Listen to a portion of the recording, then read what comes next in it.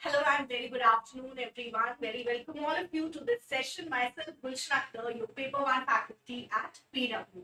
और आज के सेशन में मैं आपके साथ डिस्कस करने वाली हूँ या मैं बात करने वाली हूँ आपसे उन टॉपिक्स के बारे में जिससे 80% क्वेश्चंस हमारे पेपर वन में आते हैं। तो अगर अपने सिलेबस की बात करें तो ये पेपर वन का जो आपका सिलेबस है उनमें से अगर हम 100% सिलेबस की बात करें तो कुछ ऐसे टॉपिक है ना आपके पूरे सिलेबस में जिनसे मेजॉरिटी क्वेश्चंस आते हैं या रिपीटेड क्वेश्चंस आते हैं। कुछ ऐसे टॉपिक्स हैं जिनमें हमें कभी क्वेश्चंस देखने को मिल भी जाते हैं एंड कभी हमें क्वेश्चंस वहां से नहीं भी देखने को मिलते हैं। बट कुछ ऐसे टॉपिक्स हैं जिनसे हर बार रिपीटेड क्वेश्चंस आते हैं। और अगर आपने प्रीवियस ईयर क्वेश्चंस को देखा होगा, कम से कम 2-3 साल के अगर आपने प्रीवियस ईयर क्वेश्चंस खुद लगाए होंगे तो आप भी जानते होंगे कि कुछ टॉपिक्स तो ऐसे हैं जो विदाउट फेल आपके एग्जाम में पूछे ही जाते हैं। तो क्यों ना हम उन टॉपिक्स को जरूर से अपने सिलेबस के अंदर या अपनी प्रिपरेशन के अंदर इंक्लूड करें। I hope voice video PPT is fine. हाँ जी। सो क्यों ना हम अपने सिलेबस के अंदर या अपनी प्रिपरेशन के अंदर उन टॉपिक्स को इंक्लूड करें जिससे कि हमारे एग्जामिनेशन को क्रैक करने के चांसेस और बढ़ जाएं। तो ऑल ऑफ यू एक बार मुझे कंफर्म करते जाना, आई थिंक कोई वॉइस इशू नहीं है, एक बार कंफर्म कर देना that voice is clear, video clear, PPT clear.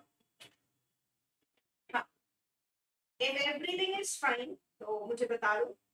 तो हम स्टार्ट करेंगे अपने इस वेरी इंपॉर्टेंट क्लास को। ठीक है, फर्स्ट ईयर में है अगर अपनी प्रिपरेशन स्टार्ट करती है तो बहुत सही टाइम है, बहुत बढ़िया है। थोड़ा थोड़ा वॉइस ब्रेक हो रही है। Okay, let me just check. हाँ जी, अभी मुझे एक बार ही कंफर्म करो दैट क्लियर है। क्लियर है आवाज? आप सबको मेरी आवाज आ रही है अच्छे से? कोई ब्रेक नहीं हो रहा है? वॉइस ठीक से नहीं आ रही है?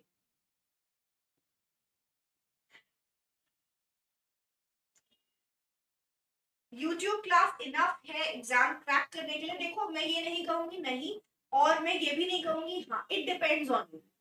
बहुत से हमारे स्टूडेंट्स ऐसे हैं जिन्होंने सिर्फ हमारी यूट्यूब वीडियो देख के ही एग्जाम क्रैक किया है। तो अगर हम यूट्यूब से पढ़ रहे हैं तो ऑब्वियसली हार्ड वर्क वहां पर हमें लगेगा, क्योंकि जैसे हम लाइव क्लासेस में या पेड क्लासेस में बहुत स्ट्रक्चर्ड वे में स्टूडेंट्स को सब चीजें प्रोवाइड कर देते हैं। दैट मीन्स कि हम लाइव क्लासेस के अंदर हर कुछ एक प्लान्ड वे में पढ़ा देते हैं स्टूडेंट्स को, उनको सिर्फ पढ़ना होता है सीक्वेंस में। यूट्यूब में हमें कुछ चीजों को थोड़ा सा ढूंढ के हम इम्पोर्टेंट टॉपिक्स कवर कराते हैं, तो आपको फिर उन इम्पोर्टेंट टॉपिक्स को यहाँ पे स्ट्रक्चर नहीं होता है। दैट मीन्स आज हमने कुछ पढ़ाया, कल हो सकता है मैं रिसर्च पढ़ाऊं, तो यहाँ हम एक स्ट्रक्चर को फॉलो नहीं कर रहे होते हैं। तो आपको थोड़ा, अगर आप मेहनत करोगे, अगर आप अपने हार्ड वर्क डिसिप्लिन रहोगे तो डेफिनेटली आप यूट्यूब से भी कर सकते हो। तो मैं ये नहीं कहूंगी कि 100% स्टूडेंट्स कर सकते हैं यूट्यूब से क्रैक। अगर आप करना चाहते हो यूट्यूब से तो it all depends on you. आप जितनी मेहनत करोगे, आप जितना ज्यादा एफर्ट लगाओगे, तब आपका एग्जाम क्रैक होगा। मैं स्टूडेंट्स की बात करूं, यस, मैं स्टूडेंट्स की बात करूं तो जो हमारे पेड क्लासेस में है उनको स्ट्रक्चर्ड वे में मिलता है, तो हार्ड वर्क तो वो भी करते हैं, डेफिनेटली यूट्यूब में एक्स्ट्रा हार्ड वर्क हो जाता है, बस ये कहूंगी। ठीक है, तो वॉइस प्रॉब्लम हो रही है? कैसी वॉइस प्रॉब्लम हो रही है मुझे एक बार ही जल्दी जल्दी कंफर्म कर दे जाओ, तब हम इस सेशन को स्टार्ट करते हैं, क्योंकि आज का सेशन हमारा बहुत इंपॉर्टेंट है। हाँ, तो आई डोंट वांट किसी भी तरह का कोई डिस्टर्बेंस हो। अगर नहीं है तो लेट्स स्टार्ट। कम आ रही है? अच्छा जी, let let us just quickly see. 1 minute का टाइम दे, ठीक है?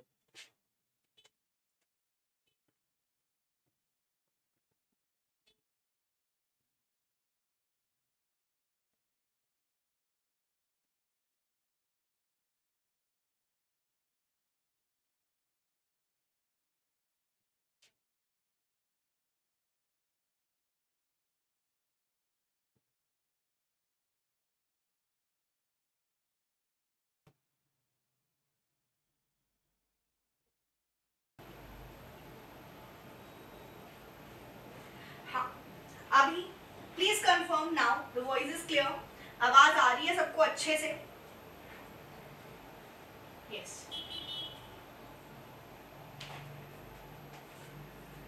Very good afternoon, very welcome everyone. आते जाओ सेशन में, ज्वाइन करते जाओ and let me know that the voice is absolutely clear. Clear है, क्लियर है, चलो now the voice is clear. पहले ही ठीक थी भाई, ये मत करो, ये ठीक थी, वो ठीक थी। चले लेट्स स्टार्ट। हाँ जी, चले अब हम बात करते हैं ना आज के सेशन में। मैं आपको वो टॉपिक्स बताऊंगी जिनसे हर बार क्वेश्चंस आते हैं विदाउट फेल।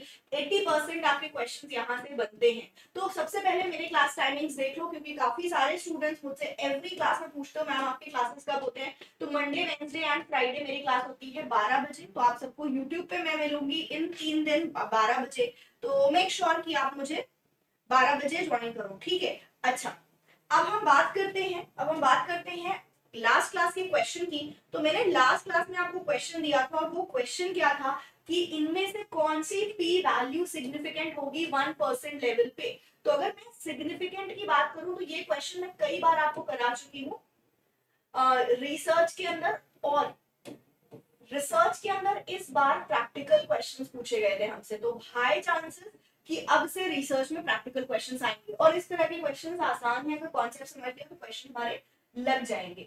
तो क्या रूल होता है, पी वैल्यू वाला क्या रूल होता है, अगर हमारी पी वैल्यू स्मॉल है, ठीक है, देन अल्फा, तो फिर आपकी रिसर्च हाइपोथेसिस नल हाइपोथेसिस हो जाती है रिजेक्ट। तो पी वैल्यू जब छोटी होगी अल्फा से तो रिजेक्ट कर देना, अदरवाइज एक्सेप्ट कर देना। तो पी वैल्यू आपको ये 4 दी हुई है, और अल्फा वैल्यू है 1%। 1% मतलब 1/100, 1/100 मतलब 0.01। 0.01 से छोटा कौन सा होगा? ये तो बड़ा है, ये बड़ा है, ये बड़ा है, ये छोटा है ना 0.005, 0.01 से छोटा है ना। तो इसलिए ये वाली वैल्यू क्या होगी, इस वाली पी वैल्यू पे हमारा आंसर आएगा सिग्निफिकेंट। सिग्निफिकेंट मतलब हम नल को कब रिजेक्ट करेंगे, और हम नल को जब रिजेक्ट करेंगे वॉइस का इशू। अच्छा, नल को कब रिजेक्ट करेंगे, हम नल को रिजेक्ट करेंगे जब हमारा वैल्यू क्या होगा, सिग्निफिकेंट होगा। रुक जाते हैं 1 मिनट।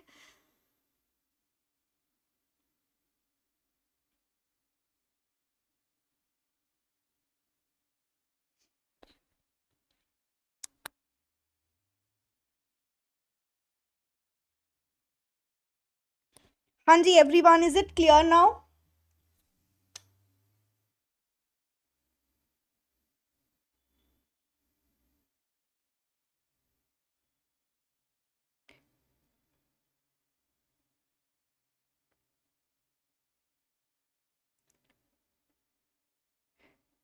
अभी क्लियर, क्लियर नाउ, क्लियर। चलो अभी ठीक हो गई है ना। तो ये क्वेश्चन समझ में आ गया ना, इसका आंसर समझ में आ गया। इन केस आपने ये क्वेश्चन नहीं किया होगा, होमवर्क में इसका आंसर नहीं दिया होगा, तो ये रहा इसका एक्सप्लेनेशन। एंड इस तरह के क्वेश्चन एग्जाम में मोस्ट एक्सपेक्टेड हैं कि जून में पूछे जाएं, तो इसलिए इसको अच्छे से तैयार करके जाना है। अब मैं बात करूं तो ये क्वेश्चन मैंने आपको रिसर्च के अंदर जितने प्रैक्टिकल क्वेश्चंस आपके आए थे वो मैं ऑलरेडी आपको एक क्लास में करा चुकी हूँ। रिसर्च के 2023 के क्वेश्चन के नाम से वो आपको क्लास मिल जाएगी। इसके अलावा प्रैक्टिकल क्वेश्चंस हम और भी करते रहेंगे हमारे यूट्यूब क्लास में, तो प्लीज स्टे ट्यून्ड। अब चले हम आते हैं आज के टॉपिक की तरफ। तो 80% हमारे सवाल आते हैं इन टॉपिक्स के अंदर। तो यूनिट वाइज हम देख लेते हैं हमारे टॉपिक की। टीचिंग एप्टीट्यूड की मैं बात करूं तो क्या चीजें हमें मिस नहीं करनी है। तो पर्टिकुलरली टीचिंग एप्टीट्यूड के जो लेवल्स हैं इनमें से तो क्वेश्चन बनेगा फॉर श्योर। टीचिंग एप्टीट्यूड के लेवल्स में से आपके क्वेश्चंस बनेंगे, एज वेल एज टैक्सोनॉमी आपके जो या ऑब्जेक्टिव्स जो भी है ना, इनमें से किसी एक ऑब्जेक्टिव में क्वेश्चन रहता ही है हर शिफ्ट में। ब्लूम हो, सोलो टैक्सोनॉमी हो, सिम्पसन हो, गैग्ने हो। अब इसके ऊपर मैंने ऑलरेडी एक क्लास ले ली है। अगर आपने ये टैक्सोनॉमी ऑब्जेक्टिव्स नहीं पढ़े हैं तो यूट्यूब पे ही मेरी आपको क्लास मिल जाएगी, जिसमें मैंने काफी डिटेल में चारों ऑब्जेक्टिव्स आपको पढ़ाए थे। तो टीचिंग के अंदर लेवल्स ऑफ टीचिंग जो कि आपका होता है memory level of teaching, understanding level of teaching और रिफ्लेक्टिव लेवल ऑफ टीचिंग, यहाँ से क्वेश्चन बनेगा। लेकिन एक चीज और जो हमारे क्वेश्चन में अब ज्यादा देखने को मिलने लगी है वो ये है कि मेमोरी लेवल के अंदर हम ये भी पढ़ते हैं टाइप्स ऑफ मेमोरी कौन कौन सी है। आपकी इम्प्लिसिट मेमोरी होती है, एक्सप्लिसिट मेमोरी होती है, सिमेंटिक मेमोरी होती है, you have different types of memory. तो उसके ऊपर हमारे एग्जाम में क्वेश्चन बनने लगे हैं। तो हमें सिर्फ अब इतने से काम नहीं चलेगा कि हमने मेमोरी लेवल, अंडरस्टैंडिंग या रिफ्लेक्टिव पढ़ लिया। इसके थोड़ा अंदर आओगे, जैसे यहां पर आपने मेमोरी लेवल के अंदर मेमोरी को पढ़ा, अंडरस्टैंडिंग लेवल के अपने स्टेप्स हैं जो मॉरिसन ने हमको दिए हैं। तो अंडरस्टैंडिंग लेवल के 5 स्टेप्स हैं जो कि आपको पढ़ने हैं, ठीक है। अच्छा, अब लर्नर्स की बात करें तो कैरेक्टरिस्टिक्स ऑफ लर्नर पे हमारे क्वेश्चंस एग्जाम में बनते हैं, लेकिन कैरेक्टरिस्टिक ऑफ लर्नर के अलावा यहां पर आपसे क्वेश्चंस पूछे जाते हैं इन लर्नर्स की डिसेबिलिटी, विकार बोलते हो आप इसको, डिसेबिलिटी के ऊपर क्वेश्चंस आते हैं, जैसे डिसकैलकुलिया हो गया आपका। तो अगर हम क्वेश्चंस की बात करें तो आपकी जो डिसेबिलिटी होगी लर्नर्स की, एज वेल एज इन लर्नर्स के टाइप्स के ऊपर भी क्वेश्चन आता है, या लर्निंग के टाइप्स बोल सकते हो कि हम जब सीखते हैं ना तो हमारे अलग अलग सीखने के स्टाइल्स होते हैं। कोई लर्नर्स आपके विजुअल लर्नर्स होते हैं, तो कोई ऑडिटरी लर्नर्स होते हैं, काइनेस्थेटिक लर्नर्स होते हैं, तो ऐसे भी हमारे क्वेश्चंस हमको देखने को मिलते हैं। तो कैरेक्टरिस्टिक्स ऑफ लर्नर, आपके जो एडल्ट लर्नर है एज वेल एज आपके जो एडोलेसेंट लर्नर हैं, ये हमको करना है। इनके साथ साथ इन लर्नर्स के टाइप्स या लर्निंग के types as well as disability जो लर्नर्स के अंदर पाई जाती है, इंडिविजुअल डिफरेंसेस की व्यक्तिगत अंतर होता है। देखो, आपका जो मेथड ऑफ टीचिंग है, इसको हम ब्रॉडली 3 क्लासेस में डिवाइड करते हैं। एक टीचर सेंटर्ड होगा, एक लर्नर सेंटर्ड होगा, और एक हमारा होता है ऑनलाइन। अगर मैं लर्नर सेंटर्ड की बात करूं तो इसके पीछे क्या एम था, इस मेथड को क्यों लाया गया, क्योंकि ये माना जाता है कि बच्चों में होता है इंडिविजुअल डिफरेंस। दो ट्विंस भी, जो जुड़वा बच्चे होते हैं, वो भी एक जैसे नहीं होते, उनमें भी डिफरेंस होता है ना। तो इसीलिए बच्चों के अंदर डिफरेंस है। और अगर आप टीचर सेंटर्ड, मतलब उनको सिर्फ एक मेथड से पढ़ाओगे, फिक्स्ड मेथड जो टीचर ने डिसाइड किया है कि आज की क्लास में इस मेथड से पढ़ाएंगे, तो बच्चों का बेनिफिट नहीं होने वाला। तो what you have to do is, आप बच्चों का इंडिविजुअल डिफरेंस पहचान के बच्चे को पढ़ाना चाहिए, बच्चों को खुद एक्टिविटी करने को देना चाहिए जिससे कि उनका कंप्लीट डेवलपमेंट हो सके। तो अगर मैं बात करूं तो इंडिविजुअल डिफरेंस क्या होता है और इंडिविजुअल के डिफरेंस के टाइप्स आपको अलग अलग साइकोलॉजिस्ट ने अलग अलग क्लासिफिकेशन दिया है, you have to cover that as well. Teaching aids के अंदर सबसे इंपॉर्टेंट है सॉफ्टवेयर, पढ़ के जाना है। रिपीटेड क्वेश्चंस आपके हर शिफ्ट में आपको देखने को मिले थे फ्रॉम सॉफ्टवेयर टीचिंग एप्टीट्यूड के। कहूट हो गया, मेंटीमीटर हो गया, माइंड माइस्टर हो गया, पैडलेट हो गया, we have so many software जिनमें क्वेश्चंस बने थे। तो जब आप अपनी प्रिपरेशन स्टार्ट कर रहे हो तो टीचिंग एप्टीट्यूड के सॉफ्टवेयर आपको कवर करने ही है। इसके अलावा स्वयं प्रभा, मूक्स आपको पढ़ना है नाउ। ये तो हमें पता है कि स्वयं प्रभा, मूक्स हमें पढ़ना है, लेकिन अभी क्या एड ऑन हुआ है, क्या चीजें हैं जिनके ऊपर और क्वेश्चंस पूछे जाने लगे हैं। सबसे पहले तो चैनल्स, स्वयं प्रभा के चैनल्स भी पढ़ने हैं। इसके अलावा आपसे स्वयं के अंदर सारे कोऑर्डिनेटर्स पूछे थे, मतलब आपको लिस्ट दी थी और बोला था कि इनमें से बताओ कौन से स्वयं के कोऑर्डिनेटर हैं। तो 9 कोऑर्डिनेटर हैं आपके, आपको सारे नाम याद होने चाहिए, इसके फुल फॉर्म आपको याद होने चाहिए। इसके अलावा हर कोऑर्डिनेटर का क्या रोल है वो भी आपको याद होना चाहिए। अब यहीं पर हमारा खत्म नहीं होता है, यूजीसी के पेपर 1 की लेवल बहुत ज्यादा बढ़ गई है। यूजीसी के अंदर आपसे मूक्स, जो फेमस मूक्स हैं, अभी मैंने पेड क्लास में क्लास ली थी और मैंने सारे फेमस मूक्स को कवर कराया था। 9 आपके ऐसे मूक्स हैं जो कि काफी फेमस हैं इस टाइम पे, और वो भी क्वेश्चन आया था अभी आपका दिसंबर 2023 में, मैच द फॉलोइंग टाइप में। दैट मीन्स खान अकेडमी है आपका स्वयं के ऊपर क्वेश्चन आया था, तो उसको आपको मैच करना था। स्किल शेयर पे क्वेश्चन आया था कि ये करते क्या है, ये मूक हमको प्रोवाइड क्या करते हैं। तो मूक्स जो हैं आपके फेमस, इनके आपको फंक्शंस पता होने चाहिए कि ये सारे मूव्स करते क्या क्या हैं, ठीक है। तो ये हमारा लेवल था यूजीसी नेट के क्वेश्चंस का from the methods of teaching, जो ऑनलाइन मेथड्स ऑफ टीचिंग है, कि हमको सिर्फ इतने से काम नहीं चलेगा कि क्या आपके ऑनलाइन मेथड्स हैं, बट इनके अंदर काफी डेप्थ में जाके पढ़ना है। लाइक फॉर एग्जांपल सारे चैनल्स के नाम आपको याद होने चाहिए। पीएम ई विद्या के अंदर कितने चैनल्स हैं, अभी ऐड ऑन हुए हैं 200, तो ये सारे रीसेंट अपडेट्स भी आपको पता होने चाहिए। कोऑर्डिनेटर एज वेल एज आपके डिफरेंट जो फेमस मूक्स हैं वो। मेथड्स ऑफ टीचिंग से आपके क्वेश्चंस बनते हैं टीचर सेंटर्ड और learner centred. Generally statement based questions आपके यहाँ से देखने को मिलते हैं एग्जाम में। तो जो आपके स्टेटमेंट बेस्ड क्वेश्चंस हैं वो हमें प्रैक्टिस करने हैं, कवर करना है।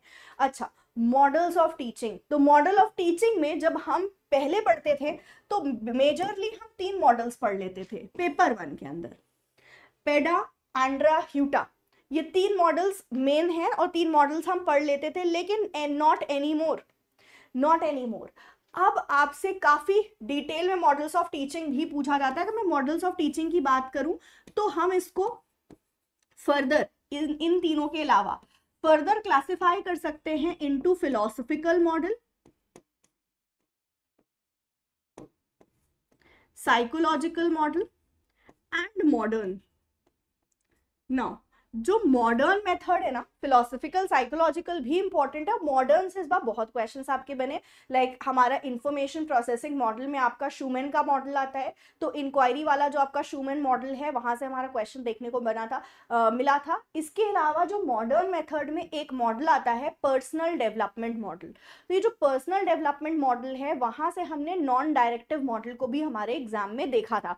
तो अगर मॉडल्स ऑफ टीचिंग की बात करें तो अब इन डेप्थ आते हैं। तो इसको ना, ये सेशन लेने का रीजन ये है कि स्टूडेंट सिर्फ सिलेबस से प्रिपेयर ना करें, क्योंकि सिलेबस के कहीं ज्यादा आगे आपके एग्जाम में क्वेश्चंस पूछे जा रहे हैं। सिलेबस अपडेट होना है, और जहां तक मेरा स्पेक्यूलेशन है वो ये सारे टॉपिक्स ही ऐड करेंगे सिलेबस में, क्योंकि इनसे क्वेश्चंस वो कब का पूछ रहे हैं। और हमने दिसंबर में, जून में भी क्वेश्चंस देखे थे, अभी 2023 में जून में भी क्वेश्चंस देखे थे, दिसंबर में भी यहाँ से क्वेश्चंस देखे थे। तो ये सारी चीजें आपके सिलेबस में वो जोड़ देंगे, क्योंकि सिलेबस में मेंशन नहीं है बट क्वेश्चंस आ रहे हैं हमारे। तो फिलोसफिकल मॉडल हो गया, साइकोलॉजिकल मॉडल हो गया, एज वेल एज आपका मॉडर्न मॉडल हो गया। Now ASSURE model, PICRAT model, ADDIE model, ये सारे क्वेश्चंस हमसे जून में पूछे गए थे इन तीनों मॉडल्स से। तो मॉडल्स ऑफ टीचिंग की मैं बात करूं तो ये सब कुछ हमें कवर करना है। पेडागोगी, एंड्रा, ह्यूटा के अलावा what we have to cover is we have to cover assure, AD, पिकरैट, फिलोसफिकल, साइकोलॉजिकल एंड मॉडर्न। तो आई होप आप सब लिख रहे हो। पीएम विद्या, पीएम ई विद्या से क्वेश्चंस आ सकते हैं क्योंकि चैनल्स अपडेट हुए हैं। ठीक है, सब कुछ हमारे सिलेबस का पार्ट है। Hope everyone is writing it down. तो ये लिखते चलेंगे हम। ठीक है, अभी आगे देखते हैं हमारा। यस, आगे देखते हैं कि हमारे लर्निंग के थ्योरी तो भाई पढ़ना ही है। फिर से लर्निंग पे ही वो रुके नहीं, लर्निंग की थ्योरी पे ही यूजीसी में आपसे क्वेश्चंस नहीं पूछे गए, बट लर्निंग का प्लेट्यू क्या होता है, लर्निंग के टाइप्स क्या होते हैं। एसोसिएटिव लर्निंग होती है आपकी, अभी इस बार क्वेश्चन में आया था latent learning, hidden. Latent learning कौन सी लर्निंग होती है? मतलब कई बार ऐसा होता है ना कि हम किसी चीज को बहुत एफर्ट लगा के नहीं सीखते, या कोई चीज, जैसे आप मेरे क्लासेस में आ रहे हो, आप पढ़ रहे हो, आप ध्यान लगा रहे हो क्या पढ़ाया जा रहा है, आप जाके उसको प्रैक्टिस करोगे और सीखोगे। तो ये लेटेंट लर्निंग नहीं है, इसमें आप एफर्ट्स लगा रहे हो। बट बहुत सी चीजें होती हैं बिना एफर्ट के हम सीख जाते हैं। लाइक हम कोई चीज अपने सामने होते हुए देख रहे हैं, वो सिर्फ मेरे सामने हो रही है इसलिए वो मुझे आ गया, मुझे पता नहीं चला कि ये लर्निंग मेरी हो चुकी है, लेकिन ऐसी सिमिलर सिचुएशन जब मेरे सामने आएगी तो मैंने भी उसी तरह से एक्ट किया। जैसे एक छोटा बच्चा अपने सामने कोई काम होते हुए देख रहा है तो वो भी वैसा करने लग जाता है। तो ये लेटेंट लर्निंग है। तो इस तरह की टाइप्स ऑफ लर्निंग पे क्वेश्चंस बन रहे हैं। ठीक है, मैं इसको लिखूंगी थोड़ा सा। होप ये आपने लिख लिया है, तो मैं इसको इरेज कर रही हूँ, और नहीं लिखा है तो स्क्रीनशॉट ले लो, बाद में लिख लेना। तो एक बार जल्दी से स्क्रीनशॉट लें, फिर मैं इरेज करके यहाँ पे लिखूंगी लर्निंग के अंदर क्या क्या पढ़ना है। ठीक है, डन। हाँ, चले। तो आपसे लर्निंग के अंदर सिर्फ थ्योरी नहीं पूछी गई थी, बट लर्निंग के टाइप्स भी पूछे गए थे, लर्निंग के लॉज भी पूछे गए थे। कौन से आपके प्राइमरी लॉ हैं, कौन से आपके सेकेंडरी लॉ हैं। तो प्राइमरी लॉ याद कर लो, सेकेंडरी एलिमिनेट कर लेना। तो लर्निंग के 3 प्राइमरी लॉ हैं, कौन बताएगा? सेकेंडरी कैसे याद करोगे लर्निंग के लॉज? एलिमिनेट करके। सो जब तक मैं लिख रही हूं, आई वांट कि आप मुझे कमेंट में बताओ लर्निंग के प्राइमरी लॉस कौन से हैं 3। तो लर्निंग के थ्योरी पढ़ना है, लर्निंग के टाइप्स पढ़ना है, लर्निंग के लॉस पढ़ना है, और एक चीज और कर लेना, लर्निंग के अंदर प्लेट्यू क्या होता है। तो प्लेट्यू ना वो पोजीशन होती है हमें भी ये फील होता है कि बिल्कुल हम स्टैग्नेंट हो गए हैं, हम रुक गए हैं, हमारे अंदर ठहराव आ गया है, हम कितना भी कोशिश कर रहे हैं, आगे नहीं बढ़ रहे हैं, तो वो प्लेट्यू पॉइंट होता है। लेकिन प्लेट्यू पॉइंट पे हमको निराश नहीं होना है कि अरे हमारा तो प्रोग्रेस नहीं हो रहा है। आप एफर्ट्स डालते रहोगे ना तो इम्प्रूव कर जाओगे। And yes, I have seen कि बिल्कुल करेक्ट आंसर मुझे मिल चुका है, readiness, effect and exercise. Primary law में सबसे पहला होता है ना कि रेडीनेस होनी चाहिए, आप सीखने के लिए तैयार होने चाहिए। अगर आप तैयार नहीं हो कि मुझे करना है कोई चीज, तो कोई भी आपको नहीं सिखा सकता। तो सबसे पहले लर्निंग का आपका प्राइमरी लॉ है रेडीनेस। फिर है आपका लर्निंग के अंदर जो आपका इफेक्ट वाला होता है, इफेक्ट मतलब करके आपको अच्छा लग रहा है, बुरा लग रहा है, आपको पनिशमेंट मिली या रिवॉर्ड मिला, कोई काम करते हो तो बड़ी शाबाशी मिल जाती है तो हम खुश हो जाते हैं, फिर हमको लगता है हाँ ये तो हम करेंगे, बार बार करेंगे। कोई काम किया, डांट पड़ गई, तो फिर आप डिमोटिवेट हो जाते हो। तो एक तो हो गया आपका इफेक्ट का सिद्धांत कि आपको प्रभाव करके कैसा लग रहा है, और एक होता है रुक जाते हैं, मैं इसको फिर से लिखती हूँ ताकि अगर आप स्क्रीनशॉट ले रहे हो तो अच्छे से आपको समझ में आए। रेडीनेस, इफेक्ट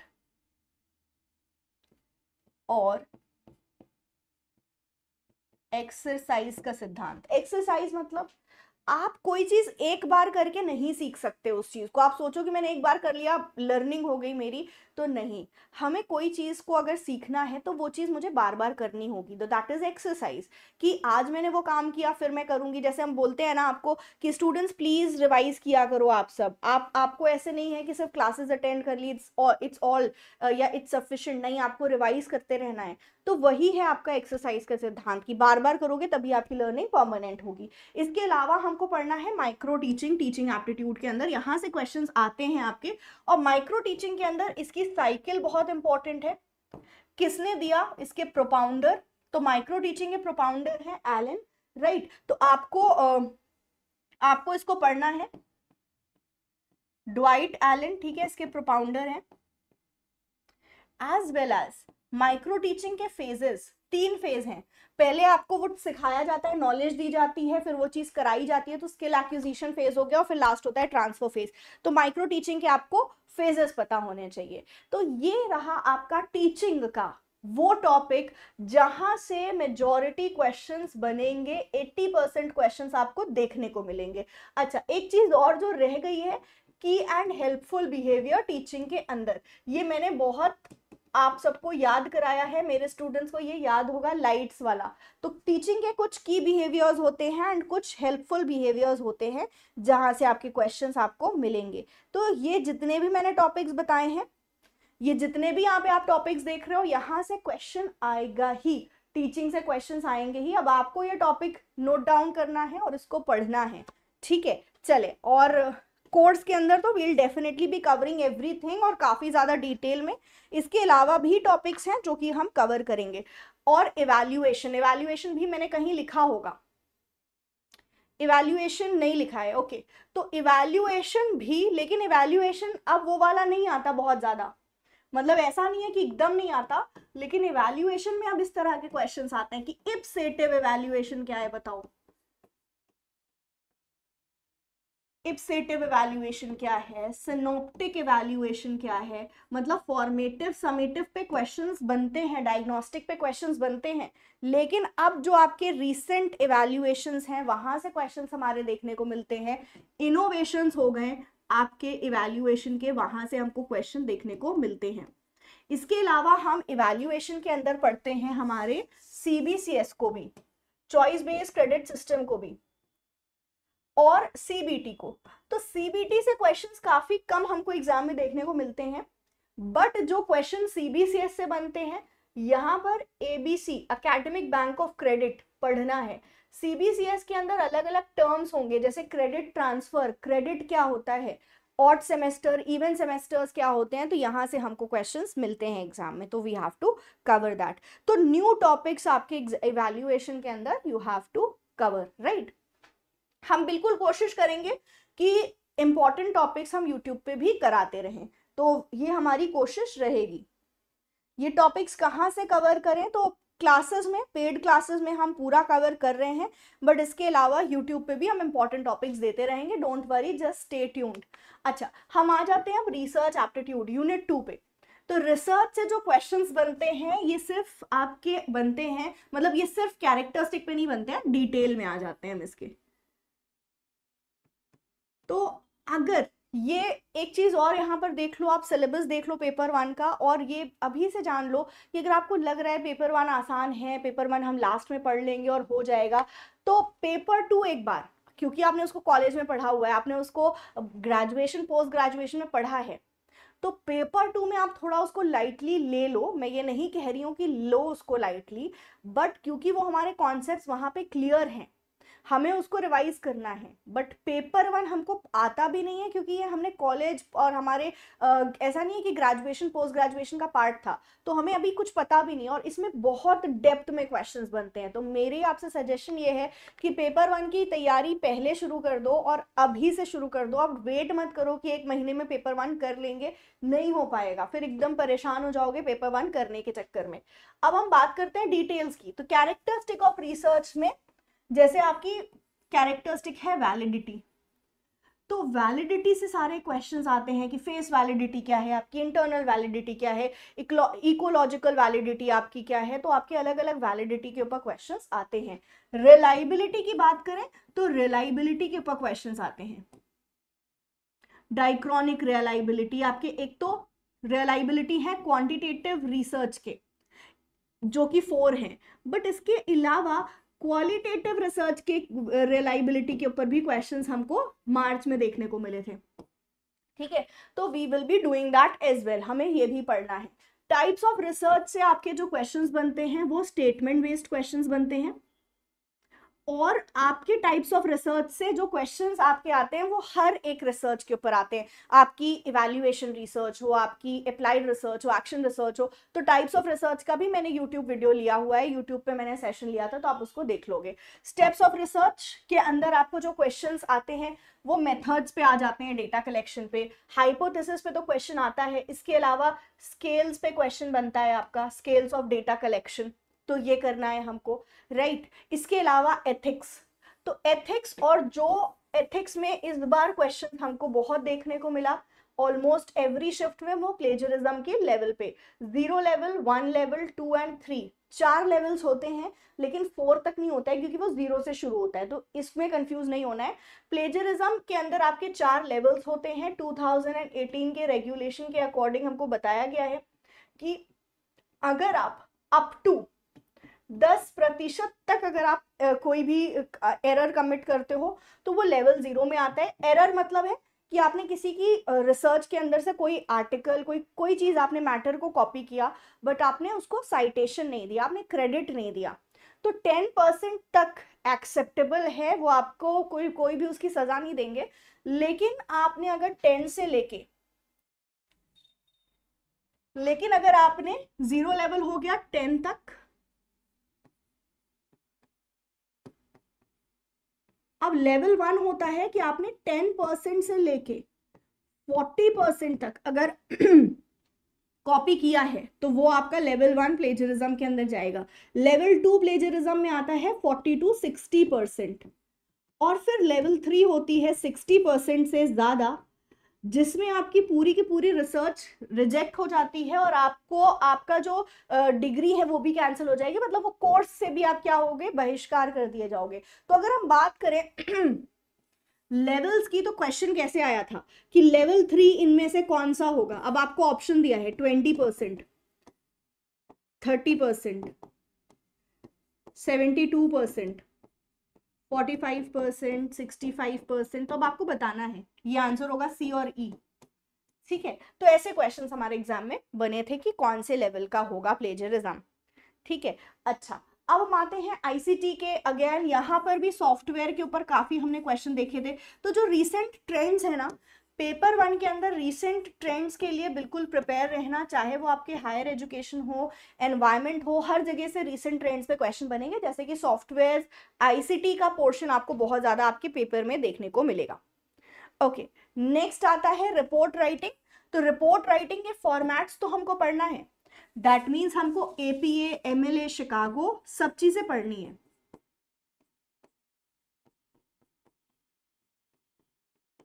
इसके अलावा और भी स्टाइल्स है, हार्वर्ड स्टाइल है, IEEE स्टाइल है, तो सारे स्टाइल्स हमको पढ़ने हैं, फॉर्मेट पढ़ना है। बट फुटनोट्स, अब्रीवेशन, जैसे आपसे इस बार क्वेश्चन आया था कि FN क्या होता है, आपसे क्वेश्चन पूछा जा सकता है कि IBID क्या होता है, LOCCIT क्या होता है, तो अलग अलग जो अब्रीवेशंस है वहां से हमारे एग्जाम में क्वेश्चंस बनते हैं। तो हमें फुटनोट्स के साथ साथ जो अब्रीवेशंस हैं, शॉर्ट फॉर्म्स हैं, we have to be thorough with that as well.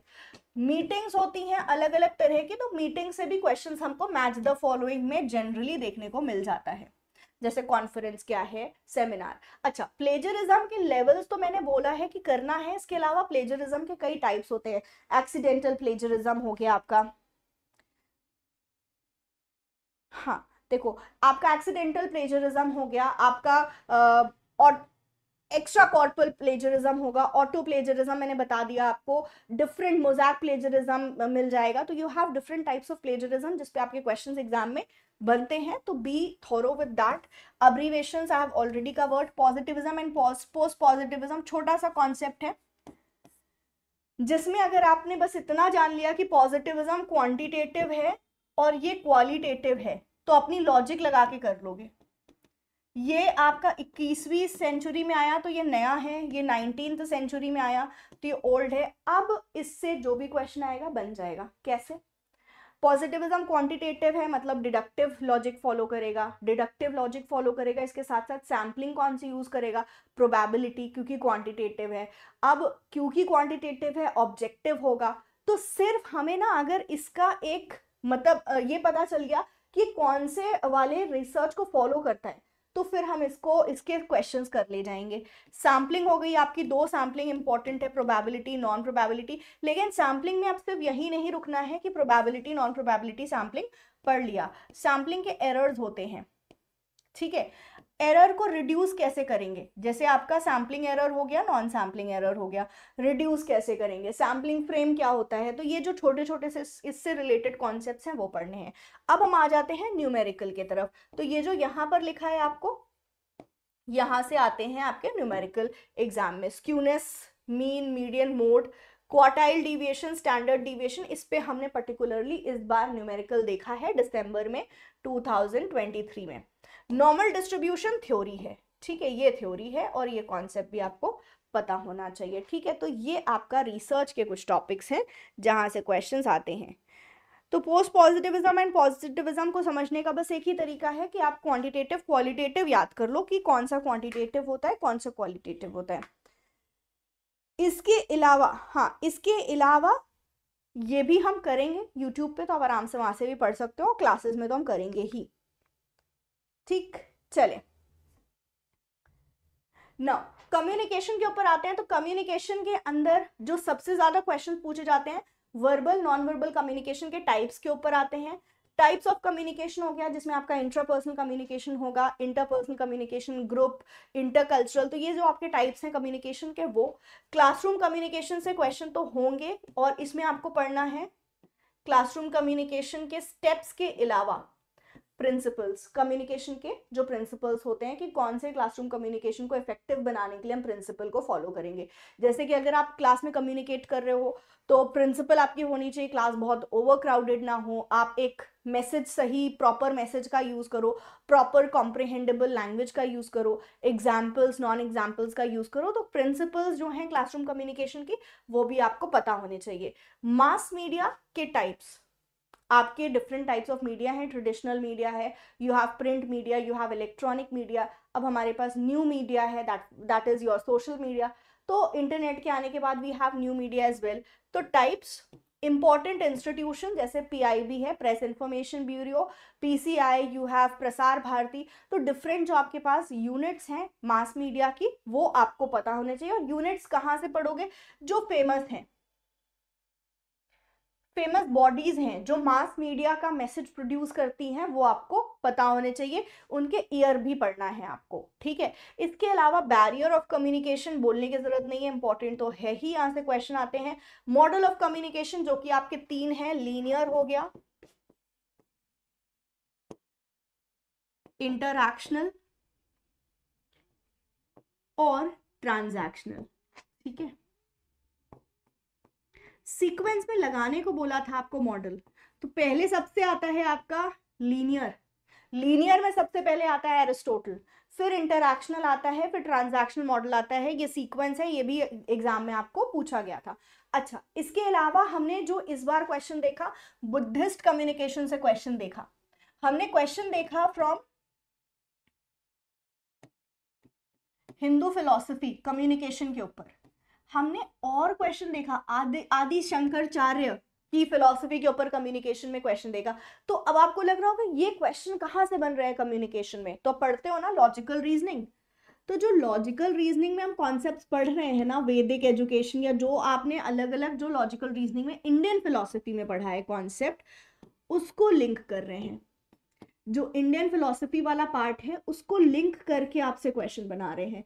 तो हमें नहीं परेशान होना, क्योंकि भाई हम तो लॉजिकल रीजनिंग भी पढ़ेंगे, उसको समझ के यहाँ क्वेश्चन में अपनी नॉलेज को अप्लाई करके हम क्वेश्चंस कर लेंगे। ठीक है, अच्छा, थ्योरी ऑफ मास कम्युनिकेशन आपके पास अलग अलग थ्योरी है, हाइपोडर्मिक थ्योरी है आपके पास हेजीमनी थ्योरी है। तो डिफरेंट जो थ्योरीज है मास कम्युनिकेशन की, हमको वो भी पढ़ना है। ये हो गया हमारा सिलेबस। इसके बाद जो एक्स्ट्रा हमारे टॉपिक्स हैं, जहां से हमने, या एक्स्ट्रा कुछ ऐसे टर्म्स बोल सकते हो कि फीड फॉरवर्ड क्या होता है, आपका रिच मीडियम क्या होता है। मैंने लास्ट क्लास जो कम्युनिकेशन की इंट्रोडक्शन वाली क्लास ली थी, उसमें मैंने ये सब कुछ कवर कराया था कि रिच मीडियम क्या है, फीड फॉरवर्ड क्या है, कम्युनिकेशन के अंदर एथिक्स क्या होती है, प्रोपोगैंडा क्या होता है। काफी क्वेश्चंस यहां से बनते हैं प्रोपोगैंडा वाले पे, स्टेटमेंट बेस्ड। प्रोपोगैंडा के ऊपर क्वेश्चन बनता है कि भाई ये क्या है। इसके अलावा मास कम्युनिकेशन में हमें एथिक्स को फॉलो करना है, वो सारी चीजें हमको यहां पर देखनी है। ठीक है, हाँ, ओके। नेक्स्ट हम आते हैं लॉजिकल रीजनिंग की तरफ। लॉजिकल रीजनिंग में जो चीजें इंपॉर्टेंट है, टाइप्स ऑफ आर्ग्यूमेंट, जिसमें आपको इंडक्टिव आर्ग्यूमेंट क्या होता है, डिडक्टिव क्या होता है। अभी मैंने रीसेंट क्लास ली है तो मैंने उसमें ये चीज को कवर किया था कि इंडक्टिव डिडक्टिव आर्ग्यूमेंट्स क्या हैं, कौन सा आर्ग्यूमेंट आपका साउंड होता है, कौन सा अनसाउंड होता है, कौन सा वैलिड होगा, कौन सा इनवैलिड होगा। ये तो मैंने इंडक्टिव पर लिखा है। तो ये स्ट्रॉन्ग होता है या वीक होता है, ये वैलिड होता है या इनवैलिड होता है, इसके आगे ये साउंड अनसाउंड होगा। ठीक है, ये अनसाउंड ही होता है। ये कोजेंट हो सकता है, अनकोजेंट हो सकता है, और ये अनकोजेंट ही होता है। तो इस तरह के कॉन्सेप्ट्स आपको मतलब थोड़ा डिटेल में पढ़ना है। स्क्वायर ऑफ ऑपोजिशंस पे हमारे क्वेश्चन देखने को मिलते हैं। बहुत ज्यादा क्वेश्चंस आए थे यहाँ से और यहाँ से आपके 2023 दिसंबर में। फैलेसी के ऊपर क्वेश्चन आएगा ही, ठीक है, फैलेसी के ऊपर क्वेश्चन आएगा। इसके अलावा सिलोजिज्म, मूड्स एंड फिगर्स, ये मैं ट्रिक करा के आपको कराऊंगी। तो मूड्स एंड फिगर्स कैसे याद रखेंगे कि भाई इसका ये मूड है, ये फिगर है, तो ट्रिक करेंगे, don't worry. Indian logic, Indian philosophy, ये थोड़ा सा यहाँ पर आपको टर्म्स मुश्किल लग सकते हैं, बट मेरी कोशिश रहेगी कि मैं इसको भी बहुत आसान तरीके में आपको पढ़ा दूं, जिससे कि आपको ये याद भी हो जाए और एग्जाम में हो भी जाए। तो परेशान नहीं होना। ये सेशन मैंने सिर्फ इसलिए बताया आपको ताकि ताकि ये सेशन या मैंने ये टॉपिक्स आपको सिर्फ इसलिए बताई ताकि आपको पता हो, आप प्रिपेयर्ड हो कि पेपर 1 में हमें इतना कुछ पढ़ना है, और अभी से हम एक स्ट्रैटेजी बना के पढ़ना शुरू कर दें। अच्छा, और बुक्स की बात करें तो एक हमने सेशन हमारे आपको प्लेलिस्ट में मिल जाएगा, जहां पर हमने बुक्स के ऊपर डिस्कशन किया है कि ये बुक्स से आप पढ़ सकते हो। एंड यस, बुक्स से हम पढ़ रहे हैं, बट मेक श्योर कि ये अपडेटेड भी चीज़ों को हम इंक्लूड करें। ठीक है, तो सिलेबस आ जाने दो, उसके बाद I will be telling you कि कौन सी बुक आपके लिए बेस्ट होगी। ठीक, अच्छा जी, अब हम आ जाते हैं होमवर्क के ऊपर। तो ये आज का होमवर्क है, सेशन इतना ही था। होमवर्क की बात करें तो ये होमवर्क है जिसका आंसर आप मुझे दोगे कमेंट्स में। ठीक है, and I want maximum participation comments में, ताकि मैं जान सकूं कि कौन एक्चुअली पढ़ रहा है और कौन पढ़ने के बाद होमवर्क क्वेश्चंस को भी अटेम्प्ट करता है। So yes, that was it from my end. मिलते हैं अगले वीडियो में, तब तक के लिए please take care of yourself. जरूर से बताना सेशन कैसा लगा, सो दैट इसका पार्ट 2 भी मैं आपके लिए लेके आ सकूं, जिसमें हायर एजुकेशन, एनवायरमेंट एंड जो बचे हुए आपके यूनिट्स हैं हम उसको भी कवर करें। So thank you so very much everyone, have a great day ahead, stay safe and bye bye. Blur है ब्लैक बोर्ड अगर, तो आपको अपनी वीडियो का रेजोल्यूशन बढ़ाना है।